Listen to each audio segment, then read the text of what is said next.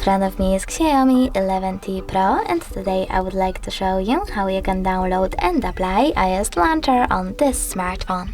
Firstly, go into Play Store and click on the search bar. Now you need to type iOS Launcher and download this free app from this developer. Then open it. Now select while using the app and tap on Allow. Then click Home button. Over here you need to select iOS Launcher, click Remember My Choice, tap on iOS Launcher one more time and choose Got It. As you can see, Apple layout was applied successfully on this Xiaomi. Thanks so much for watching. If you enjoyed this video, leave a like, comment and definitely subscribe. Bye!